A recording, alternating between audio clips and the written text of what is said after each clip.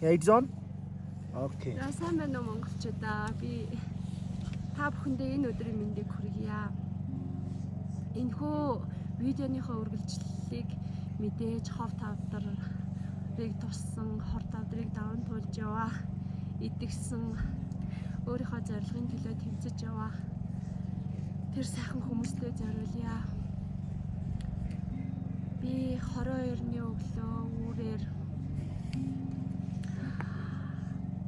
манслуу хайрхандаа оргилдох гээд анхны 2 дахь авиралтаа хийхээр зориод өглөө үүрээр гараад явсан байдий. Тэгээд өчигдөр өглөө 24-ний өглөө 05 цаг 08 минутад оргилдсон. Тэгээд бүх хайрхан маань өнөөдөр өчнөө олон хүн авиралт хийхээр ирсэн байдаг учраас өглөөний 06 цаг 25 минутад би Монголынхаа далбааг мандуулаад зураг даруулаад зогсож байсан юм. За энэхүү үйл ажиллагаанд би одоо нөгөө миний биеийн байдал ямар хөө байсан талаараа би та бүхэндээ ярилцъя.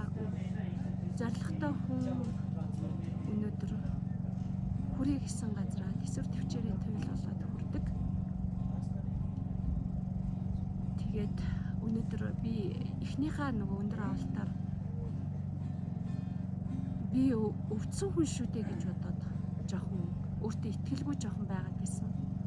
Тэгээ би яах гэж энд ирвэ? Ийм өндөр авалт хэцүү байхад яах гэж ирвэ гэд би бодож исэн. Тэр үед би бөөлж өгөөд огоод салганаа зогсож исэн. Харин одоо бол би оргилынхоо ард гарчихсан. Тэгээ би тухайн үед би бясалгаад сууж байхдаа би өөрөө өөртөө л би ярьж ирсэн. Би ямар ч л гэсэн бүх юмныхаа өнөөдрийн өчнөө олон юм даван туулж ирчээд би яагаад өнөөдөр болий гэж гээд би өөрөө өөртөө нэлээд хэдэн цаг асал 2 өдөр яг ахаад нөгөө нэг өндөр авалтын дараа оргилдох 2 өдрийн хугацаанд би өөрөө өөртөө ярьж бясалгасан. Тэгээд тэрний хүчинд би 22-ны өглөө гарахдаа би маш их өөртөө итгэлтэйгээр дахиж оргилдох, дахиж тэр хүнд замаа туулах тэр лүгөө яваад орсон байт юм аа. Тэгээд би чадсан. Хичнээн 2 өдөр гэж өөрч жоохон өндөр өөрчж байсан ч гэсэн би бүхэн хаалт гарчаад өчигдөр орой өглөө 07 цагт оргилдсон ч гэсэн би бас 6 цагт оргилдсон ч гэсэн оргилдоод Монгол улсынхаа далбааг мандуулаад зогсож ирсэн ч гэсэн буухад маш хүндрэлтэй, нойтон цас ороостой, салхилаастай байх төртөл би буугаа явж исэн. Буугаа явж явах зам юмас амаргүй байсан. Ер нь оргилдсны дараа хүн амжилттай буух л хамгийн чухал гэдэг. Тийм учраас аюулгүй байдлаа хангаад өөрийнхөө зорилгыг биелүүлэхэд үнэхээр би аюулгүй байдлаа хангаж буусан.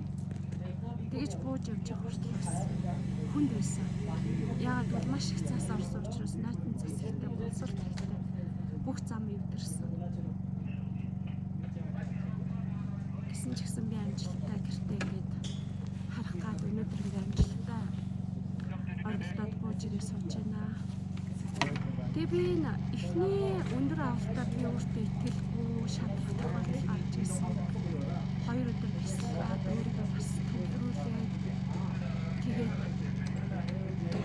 2-3 өдөр хоол ундаггүй, нойртой нойргүй маш хүнд замыг туулж оргилдсон боловч одоо ингээд ард нь гарч сууж хахад маш өөр сууж байна. Амжилт бүхний ард, тэсвэр төвчээр бүхний ард өөрөө өөрийгөө л хүн ялан дийлсэн байт. Тийм болохоор өнөөдрийн энэ сайхан баярт мэдээг та нартай хуваалцаж байгаадаа маш их баяртай байна.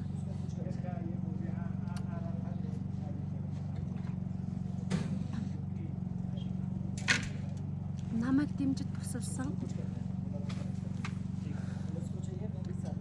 таны ижил найз нөхөд миний төлөө сэтгэл зүрхээ гаргасан найзуудаа маш их баярлалаа.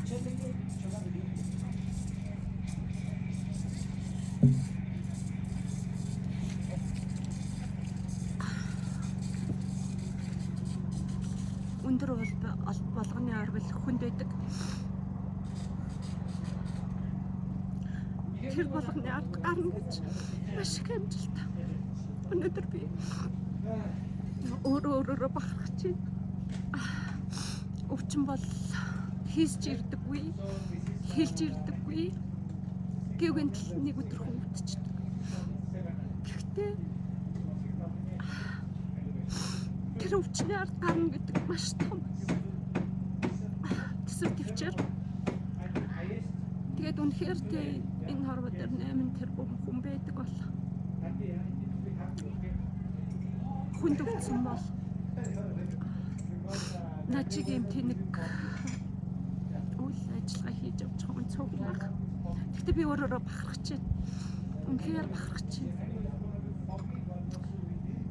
Ээж аваараа намайг төрүүлж өсгсөн ээж аваараа Монголын ард түмнэрээ бахархаж байна. Би Монголынхаа талбайг 8 тойролтой хэсгээд байж хата маш их өөрөөрөө бахархсан. Балдорж гэдэг хүний удам бидгээрээ би бахархсан. За та бүхэндээ маш их амжилтыг хүсье. Миний явсан туулсан зам дардамж байсан ч гэсэн маш их амжилттай байсан. Өвчин бол хийсч ирдэг тул та бүхэн өнөөдөр энэ өвчнийхээ ард зоригтой байж даван тулж гарч байгаарай. Сүүлийн удаа хэлье. Үүнээс цааш бичлэг байхгүй. Хүн болгон эдгэрэл татвар, өвдсөн хүн болгон эдгэрэл татвар алхаж байх болтугай гэж юу юм.